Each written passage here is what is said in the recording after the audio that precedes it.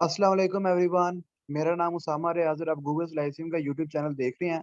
तो मैं आप लोगों को बताने जा रहा हूँ यूनिवर्सिटी एग्रीकल्चर फैसलाबाद में कुछ जॉब्स आई हैं जो टीचिंग और नॉन टीचिंग वैकेंसीज हैं। तो सबसे पहले आपने यूनिवर्सिटी एग्रीकल्चर फैसलाबाद की वेबसाइट पे जाना है, स्क्रॉल डाउन करना है यहाँ पे, और ये अनाउंसमेंट्स में ये लिखा हुआ है teaching and non teaching vacancies. ठीक है, तो इसके ऊपर आपने करना है क्लिक। जब आप इसके ऊपर क्लिक करेंगे तो आपके पास ये आ जाएगा। यहाँ पे इसके ऊपर क्लिक करेंगे, व्यू डिटेल एडवर्टाइजमेंट के ऊपर, तो एडवर्टाइजमेंट आ जाएगी। ये एप्लीकेशन फॉर्म है इसके नीचे बिल्कुल। ठीक है, और इसकी लास्ट डेट है 28 अप्रैल 2023, यानी 28 अप्रैल 2023 तक आपकी जो एप्लीकेशन है वो जो गिवन एड्रेस है वहां तक पहुंच जानी चाहिए विद इन ऑफिस आवर्स। तो अगर आप लोग 25 को 26 को भेजोगे तो वो 28 को पहुंचेगी ना, तो 26 को भेजोगे तो 28 को पहुंचेगी। ठीक है, तो लाजमी जो है ना 26 तक भेज देना। अच्छा, अब एडवर्टाइजमेंट को देख लेते हैं पहले, फिर एप्लीकेशन फॉर्म पे जाते हैं। तो एडवर्टाइजमेंट मैंने ओपन कर ली। प्रोफेसर लेवल पे तो आप में से कोई भी अप्लाई नहीं कर सकता। ठीक है, आप लोगों के पास इतना एक्सपीरियंस ही नहीं कि आप प्रोफेसर के लिए अप्लाई कर सकते हैं। एसोसिएट प्रोफेसर में भी आप लोग अप्लाई नहीं कर सकते। ठीक है, हाँ, जिन लोगों ने पीएचडी की है वो असिस्टेंट प्रोफेसर के लिए अप्लाई कर सकते हैं। असिस्टेंट प्रोफेसर की दो तरह की सीट्स हैं, एक रेगुलर बेसिस के ऊपर है। ठीक है, एक रेगुलर बेसिस के ऊपर है असिस्टेंट प्रोफेसर की सीट। अब असिस्टेंट प्रोफेसर के अंदर जो डिग्री मांगी गई है ना वो पीएचडी है। कोई एक्सपीरियंस नहीं होता, सिर्फ पीएचडी मांगी गई है। ठीक है, पीएचडी होना चाहिए बंदा। तो असिस्टेंट प्रोफेसर रेगुलर के लिए पीएचडी जो है वो मांगी गई है। जिसने पीएचडी की हुई है, बेशक यूएफ से जिसने पीएचडी किया है वो इसके लिए एलिजिबल है। जो असिस्टेंट प्रोफेसर रेगुलर की सीट है, इसमें जिसने यूएफ से फ्रेश पीएचडी की है वो एलिजिबल है। दूसरी जो असिस्टेंट प्रोफेसर की सीट है वो है assistant professor tenure track system. अच्छा, जिन लोगों ने फ्रेश पीएचडी की है यूनिवर्सिटी एग्रीकल्चर फैसलाबाद से, या फ्रेश कोई डिग्री की है यूनिवर्सिटी एग्रीकल्चर फैसलाबाद से, वो लोग assistant professor tenure track system में एलिजिबल नहीं है। क्योंकि टेन्योर ट्रैक सिस्टम की जो अपॉइंटमेंट होती है ना, ये डिफरेंट तरह की होती है। तो इसमें मेरिट को यकीनी बनाने के लिए फिर इस चीज की पाबंदी लगाई जाती है कि जिस बंदे ने रीसेंट डिग्री जिस इंस्टीट्यूट से की है तो वो बंदा की सिफारिश पे ना लग जाए। तो इसलिए टेन्योर ट्रैक सिस्टम में जो फ्रेश पीएचडी होल्डर्स हैं, जिन्होंने यूएस से फ्रेश पीएचडी की है, बाकी किसी और यूनिवर्सिटी से पीएचडी की है, बाहर से की है, पाकिस्तान से की है, तो वो एलिजिबल है। जिन्होंने यूएस से फ्रेश पीएचडी की है वो लोग एलिजिबल नहीं है। फ्रेश के अंदर कितने साल आ रहा है वो मैं आपको एंड पे बताता हूँ। ठीक है, उसके बाद लेक्चरर की पोस्ट है। लेक्चरर की ये सब्जेक्ट्स मेंशन है। जिसने इन सब्जेक्ट्स में एमफिल की है वो एलिजिबल है। आप सब ने कम से कम 3 सीजीपीए पे तो एमफिल की होगी ना, तो सारे के सारे एलिजिबल हो। आपकी मैट्रिक और इंटर में 45% से कम नंबर नहीं होने चाहिए। बैचलर्स में भी आपकी थर्ड डिवीजन नहीं होनी चाहिए। थर्ड डिवीजन से मुराद है कि 2.5 सीजीपीए से कम नहीं होनी चाहिए। और आपकी एमफिल में भी जो है 2.5 सीजीपीए से कम नहीं होनी चाहिए, तो आप एलिजिबल हैं। ठीक है, मैट्रिक इंटर में 45% मार्क्स से कम नहीं होने चाहिए। बैचलर्स में और एमफिल में आपकी 2.5 सीजीपीए से कम नहीं होनी चाहिए, तो आप एलिजिबल हैं। ठीक है, तो एक्सपीरियंस कोई रिक्वायर्ड नहीं है। एमफिल में अप्लाई करने का कोई एक्सपीरियंस रिक्वायर्ड नहीं है। तो जिसने एमफिल की है, अच्छा, जिन्होंने यूएफ से 2022 में 21 में एमफिल की है वो भी एलिजिबल है। लेक्चरर के लिए कोई मसले वाली बात नहीं है कि अगर आपने यूनिवर्सिटी एग्रीकल्चर फैसलाबाद से एमफिल की है तो आप लोग एलिजिबल हैं। ठीक है, क्योंकि ये टेन्योर ट्रैक सिस्टम वाली अपॉइंटमेंट नहीं है। टीटीएस के अंदर होता है कि जिस यूनिवर्सिटी से भी आपने रिसेंट डिग्री की है, आप उस यूनिवर्सिटी में टीटीएस नहीं लग सकते, फॉरेन जाके टीटीएस नहीं लग सकते। ठीक है, टेन्योर ट्रैक सिस्टम के ऊपर आपकी अपॉइंटमेंट नहीं हो सकती। तो ये लेक्चरर की जो ये रेगुलर बेसिस के ऊपर है, ये कोई टीटीएस वाली चीज नहीं है। ठीक है, तो इसके अलावा इन्होंने जो एचईसी का क्राइटेरिया लिखा है वो मैंने आपको बता दिया है कि असिस्टेंट प्रोफेसर के लिए पीएचडी रिक्वायर्ड है और लेक्चरर के लिए एमफिल रिक्वायर्ड है।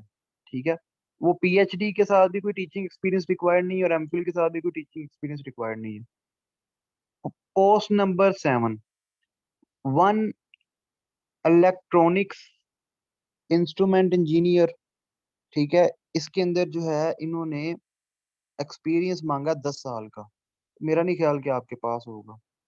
फिर एक डायरेक्टर ग्रेड 19 का आईटी सेंटर का, इसमें भी एक्सपीरियंस मांगा है 8 साल का। ये आप नीचे पढ़ लीजिएगा। One chief security officer grade 19 का, ग्रेजुएट हो, लेकिन ये आर्मी ऑफिसर को ही रखेंगे, ठीक है, तो ये आर्मी ऑफिसर कोई कर्नल रिटायर्ड, कोई मेजर रिटायर्ड को रखेंगे। वन डायरेक्टर ग्रेड 19 का, इसमें भी इन्होंने मांगा हुआ है एक्सपीरियंस, ठीक है, इसमें भी एक्सपीरियंस बंदे को इन्होंने रखना है, तो ये भी आप लोगों के लिए नहीं है। फिर उसके अलावा one director admission in student record branch, इसमें इन्होंने मांगा हुआ है जी एटलीस्ट 12 ईयर का एक्सपीरियंस, 12 साल का एक्सपीरियंस, ठीक है, ग्रेड 18 की पोस्ट पे।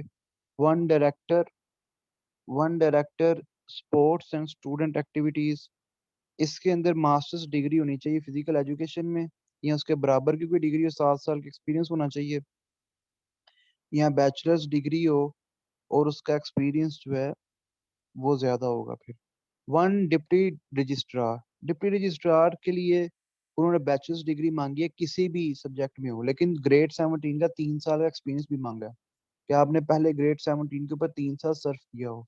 वन डिप्टी ट्रेजरर, इसमें बैचलर्स डिग्री मांगी गई है जी, लेकिन इसमें भी 3 साल का ग्रेड 17 का एक्सपीरियंस मांगा गया। वन डिप्टी लाइब्रेरियन, इसमें पीएचडी हो आपके पास लाइब्रेरी साइंसेज में, या आपने एमए लाइब्रेरी साइंसेज किया हो, ठीक है, और 7 साल का, जिसने एमए किया उसके लिए 7 साल का एक्सपीरियंस भी है। वन एग्जेक्टिव इंजीनियर, इसके अंदर जो है 7 साल का एक्सपीरियंस मांगा गया इलेक्ट्रिकल इंजीनियरिंग की डिग्री के साथ साथ। वन एग्जेक्टिव इंजीनियर, इसकी ये सिविल इंजीनियरिंग वाली डिग्री रिक्वायर्ड है with 7 years experience. Two senior medical officers BPS 18, इसके अंदर जी एमबीबीएस मांगा गया और 7 ईयर्स प्रोफेशनल एक्सपीरियंस भी मांगा गया। Five medical officers male female qualification MBBS, इसमें कोई एक्सपीरियंस नहीं मांगा गया। जो फाइव मेडिकल ऑफिसर्स रखने हैं उसके लिए कोई भी एक्सपीरियंस नहीं मांगा गया। Three assistant registrar qualification bachelors और ग्रेड 16 का 3 साल का एक्सपीरियंस होना चाहिए। उसके अलावा टू असिस्टेंट लाइब्रेरियंस, इसमें एमए लाइब्रेरी साइंसेज में हो और साथ 10 साल का एक्सपीरियंस मांगा गया है। अगर ग्रेजुएट है तो उसके पास 10 साल का एक्सपीरियंस हो। Three accountant three accounts officers, इसमें बैचलर्स डिग्री के साथ 3 साल का ग्रेड 16 का एक्सपीरियंस मांगा गया। इसके अलावा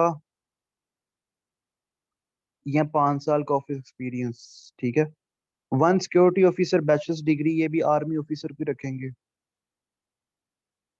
one bio safety officer in the centre of agri biochemistry and biotechnology, कैप on contract basis, master's degree या बीएससी ऑनर्स हो या बीएस किया हो with CGPA 3.0 from recognised university. जिस बंदे ने बीएस किया है, तीन मिनिमम 3 सीजीपीए के साथ, तो वो अप्लाई कर सकता है, ये जस्ट एक सीट है, ठीक है, टफ कंपटीशन होगा।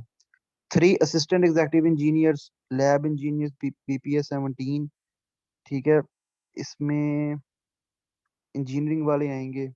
One assistant executive lab engineer, इसमें क्वालिफिकेशन, अच्छा ये इंजीनियरिंग वाली जो 25 और 26 है ना, इसमें एग्री इंजीनियरिंग वाला, civil engineer, electrical engineer, mechanical, mechatronics, ठीक है, विद सेकंड भी है।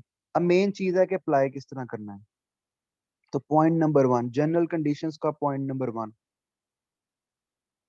सबसे पहले उन्होंने बताया कि the applications are required on prescribed form in, ठीक है, जो फॉर्म पिछले पेज पे मैंने आपको दिखाया था ना, मैं आपको दोबारा दिखाता हूँ।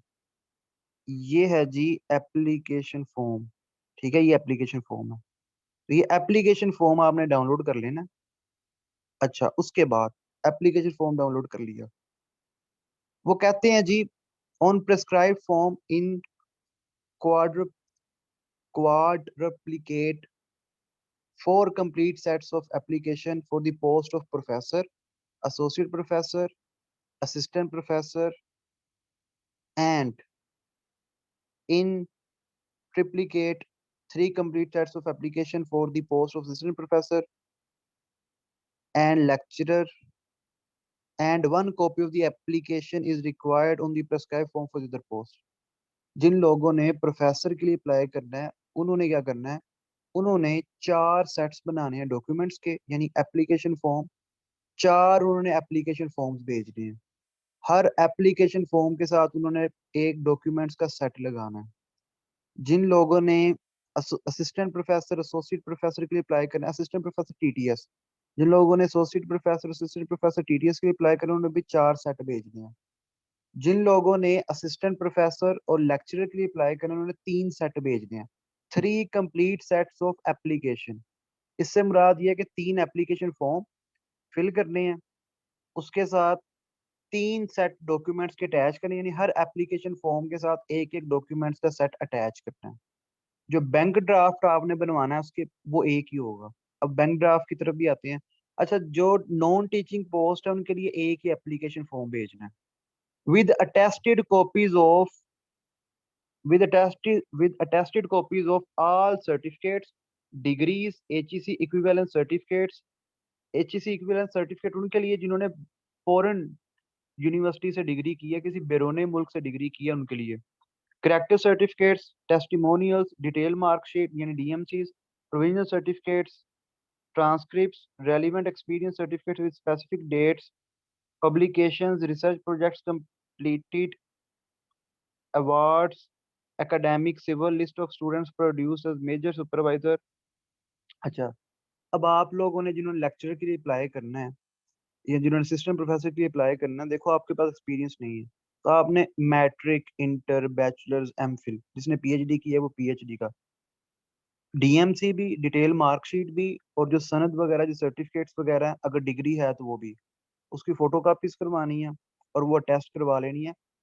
कम अज कम ग्रेड 17 के किसी भी ऑफिसर से आपने अटेस्ट करवा लेनी, फोटो कापीज अटेस्ट करवानी है। अच्छा, ओरिजिनल ना करवा लेना, फोटो कापीज अटेस्ट करवानी है। फिर आपके स्कूल का करेक्टर सर्टिफिकेट, फिर आपके कॉलेज का करेक्टर सर्टिफिकेट, जो यूनिवर्सिटी के करेक्टर सर्टिफिकेट्स हैं उनको भी जो है आपने फोटोकॉपी करवा के टेस्ट करवा लेना। इसके अलावा कोई भी अगर आपने अचीवमेंट हासिल की है, वो को करिकुलर भी हो सकती है, वो एकेडमिक भी हो सकती है। एकेडमिक के अंदर मुराद है कोई गोल्ड मेडल हो, कोई सिल्वर मेडल हो, कोई ब्राउन्ज मेडल हो, कोई आपकी पब्लिकेशंस हो, कुछ भी आपने अपनी जिंदगी में कोई सर्टिफिकेट अचीव किया है, कुछ भी अचीव किया है ना, तो वो आपने फोटोकॉपी करवा के टेस्ट करवा के साथ अटैच करके भेज देना। ठीक है, तो आपने लेक्चरर और असिस्टेंट प्रोफेसर रेगुलर के लिए 3 सेट भेजने, यानी 3 एप्लीकेशन फॉर्म, हर एप्लीकेशन फॉर्म के साथ डॉक्यूमेंट्स का एक एक सेट। अच्छा, अब सीएनआईसी का भी भेजना, ठीक है। List of students produce the major supervisor. अच्छा, सीएनआईसी भी भेजना, डोमिसाइल भी, ठीक है। डोमिसाइल भी भेजना है, डोमिसाइल की भी आपने फोटो कॉपीज करवानी है, और फोटो कॉपीज करवा के टेस्ट करवा के, सीएनआईसी की भी फोटो कॉपीज और डोमिसाइल की भी फोटो कॉपीज करवा के टेस्ट करवा के भेज देना। Bank draft non refundable amounting to rupees as indicated below. ये जो अमाउंट्स लिखी हुई हैं, against each post drawn in favour of the treasurer university festival. आपने किसी भी बैंक में जाना है, वो किसी भी कंपनी का बैंक है, कोई भी बैंक है, उसमें आपने चले जाना है। आपने कहना जी मैंने बनवाना है bank draft. Treasurer university agriculture Faisalabad के नाम पे आपने बनवाना है बैंक ड्राफ्ट। लेक्चरर के लिए आपने 1500 का बैंक ड्राफ्ट बनवाना है। और जिन लोगों ने असिस्टेंट प्रोफेसर रेगुलर में अप्लाई करना है, उसके लिए 2000 का बैंक ड्राफ्ट होगा। अच्छा, ये जो लेक्चरर की पोस्ट है ना, ये रेगुलर बेसिस के ऊपर है। असिस्टेंट प्रोफेसर की दो तरह की पोस्ट है, एक रेगुलर बेसिस के ऊपर है, उसकी 2000 फीस है, और एक असिस्टेंट प्रोफेसर टीटीएस है, उसकी 5000 फीस है। तो जिन लोगों ने असिस्टेंट प्रोफेसर के ऊपर अप्लाई करने, उन्होंने 2000 का बैंक ड्राफ्ट बनवाना, जिन्होंने लेक्चर के ऊपर अप्लाई करना, उन्होंने 1500 का। बैंक वाले आपसे कोई 200-300 रुपए एक्स्ट्रा चार्जेस लेंगे, ठीक है। जिन्होंने लेक्चर के अप्लाई करना, 200-300 आपसे एक्स्ट्रा चार्जेस लेंगे बैंक ड्राफ्ट बनवाने के। और वो हो सकता है आपसे कोई बैंक अकाउंट नंबर भी मांगे। अगर आपका कोई भी बैंक अकाउंट है, आपका या आपकी फैमिली में से किसी का, तो आप उसको वो बैंक अकाउंट नंबर दे के तो बैंक ड्राफ्ट बनवा लीजिएगा। अच्छा, जिन्होंने नॉन टीचिंग में अप्लाई करना है ना, ठीक है, जिन्होंने नॉन टीचिंग में अप्लाई करना, उन्होंने 1000 का बैंक ड्राफ्ट बनवाना है, ठीक है। जो टीचिंग के अलावा जो पोस्ट है उसके लिए 1000 का बैंक ड्राफ्ट है, ठीक है। अब जनरल कंडीशंस में point number 2, persons already employed in any government और अदर ऑर्गेनाइजेशन शुड सबमिट। अच्छा, जिन लोगों ने जो लोग ऑलरेडी गवर्नमेंट जॉब कर रहे हैं ना, तो वो अपने डिपार्टमेंट या अपनी ऑर्गेनाइजेशन के जरिए जो है वो सारे का सारा काम करेंगे, ठीक है। यानी जो भी उनका वो प्रॉपर चैनल बनता है, एनओसी वगैरह सारा कुछ वो चीजें करेंगे। Point number 3, are government employees who attempt to apply for any post through proper channel clarify through. अच्छा, अब ये उनके लिए है जो ऑलरेडी गवर्नमेंट जॉब कर रही है, इनसे आपका कोई ताल्लुक नहीं है। Point number 4, any graduate of the university shall not be eligible for appointment और टेन्योर ट्रैक। यहाँ पे मेंशन है टेन्योर ट्रैक का, ठीक है, टेन्योर ट्रैक। सेम डिपार्टमेंट कोई university where he she has obtained his her terminal degree for last 3 following years।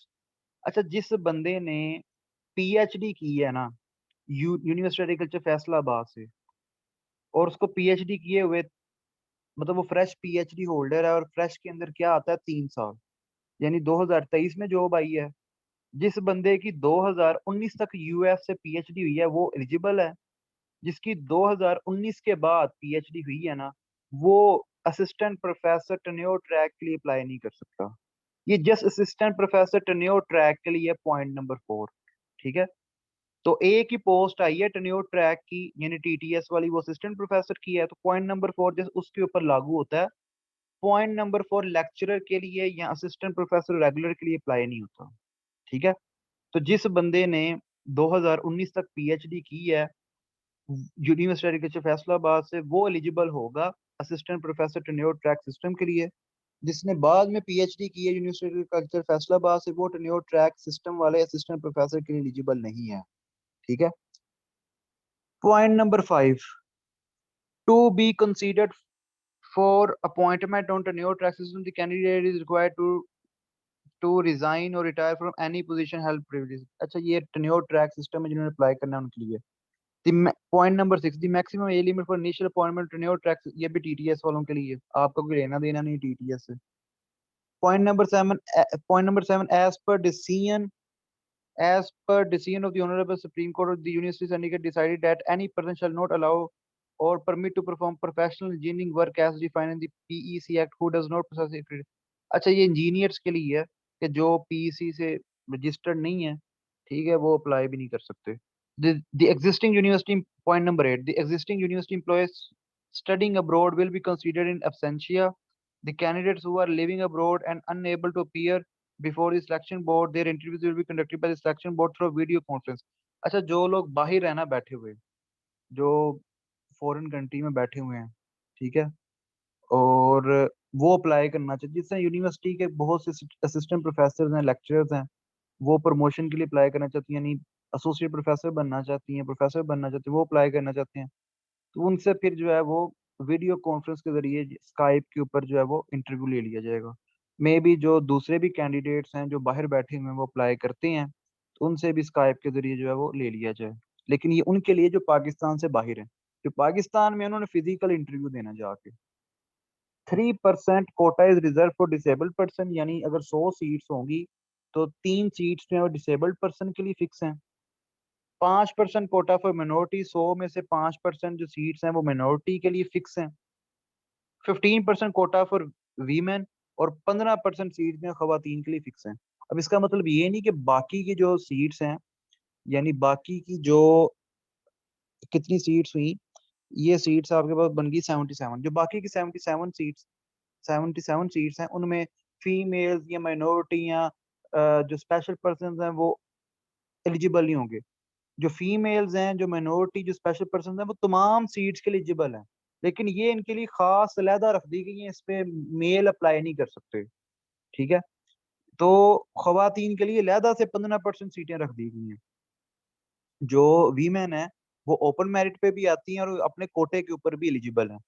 Applicant must identify the quota in his her application if she is eligible for quota. अच्छा, अगर आप female है ना, तो आपने जो women Kota है ना उसका भी मेंशन करना है। आपने वीमेन कोटा का लाजमी मेंशन करना है, ठीक है, फिर ही आप एलिजिबल होंगी वीमेन कोटा के लिए। She mails can apply if eligible for the post applied for. अच्छा, जो शी मेल्स हैं वो भी फीमेल के कोटे के ऊपर जो है वो अप्लाई कर सकती हैं। The employ The employee entering the service of the University of Faisalabad on regular basis on or after 1st July 2023 shall be governed under the Contributory Provident Fund CP। अच्छा, इसको रहने दें, ये आपसे ताल्लुक नहीं रखता। Point number 11, experience means the experience gained after acquiring the basic requisite qualification for the post. अच्छा, एक्सपीरियंस वही होगा कि पहले आपकी डिग्री हो जानी चाहिए जो रिक्वायर्ड है, उसके बाद का experience. Point number 12, university reserve the right, इसमें वही राइट्स हैं कि हम आपको जहां मर्जी लगा दें, जिस मर्जी कैंपस में लगा दें, और आपके शॉर्टलिस्ट करें या ना करें, ठीक है। तो वैकेंसीज की सीट्स बढ़ा दें, कम कर दें, ये इसी तरह की चीजें होती हैं। कोई टीए डीए नहीं मिलेगा आपको, ठीक है। कॉल लेटर्स अगर आप तक नहीं पहुंचते तो ये हमारी जिम्मेदारी नहीं है, ठीक है। अच्छा जी, सिलेक्शन बोर्ड, अच्छा इन्होंने एक और शर्त रखी हुई है कि जो बंदा 2 दफा यूनिवर्सिटी के जो फैसलाबाद के सिलेक्शन बोर्ड से रिजेक्ट हुआ है ना, वो भी वो तीसरी दफा इंटरव्यू नहीं दे सकता, ठीक है। यानी एक बंदा जो है वो लेक्चरर की पोस्ट पे 2 दफा रिजेक्ट हो चुका है, यूनिवर्सिटी के फैसलाबाद में लेक्चरर की पोस्ट पे 2 दफा रिजेक्ट हो चुका है सिलेक्शन बोर्ड के इंटरव्यू में, तो वो तीसरी दफा इंटरव्यू नहीं दे सकता। इसी तरह अगर कोई बंदा असिस्टेंट प्रोफेसर के लिए 2 दफा रिजेक्ट हो चुका है तो वो तीसरी दफा इंटरव्यू नहीं दे सकता। पॉइंट नंबर 16, मेन चीज कि ये डॉक्यूमेंट्स भेजने की तरह एप्लीकेशन फॉर्म्स और डॉक्यूमेंट्स, उन्होंने कहा जी कि इनकम्प्लीट एप्लीकेशन और those receive after due date will not be entertained. Receive से मुराद जो है ना, ये मेरे ख्याल से बाय पोस्ट ही होगा। एड्रेस क्या है जी, office of the director HR, bracket में लिखना है एचआर, यूनिवर्सिटी एग्रीकल्चर फैसलाबाद। तो ये ड्यूरिंग ऑफिस आवर्स जो है ना, यानी सुबह 9 से लेकर शाम 5 बजे तक का, लेकिन आपका 3-4 बजे तक पहुंच जाना चाहिए, ठीक है। तो ऑफिस आवर्स के अंदर आपने office of the director HR के पास अपने जो है ये डॉक्यूमेंट्स भेजने हैं। तो इनकम्प्लीट एप्लीकेशन नहीं होनी चाहिए आपकी। और इसके अलावा जो है वो कोटा के अंदर लड़कियों ने लाजमी मेंशन कर देना वीमेन कोटा का, ठीक है। बाकी आपका कोई भी क्वेश्चन हो तो आप लोग जो है मुझसे पूछ सकते हैं। वीडियो के नीचे जो है वो मैं अपना नंबर दे दूंगा, उसके ऊपर कॉन्टेक्ट करके आप लोग पूछ सकते हैं, ठीक है। ओके जी, अल्लाह हाफिज, गुड लक।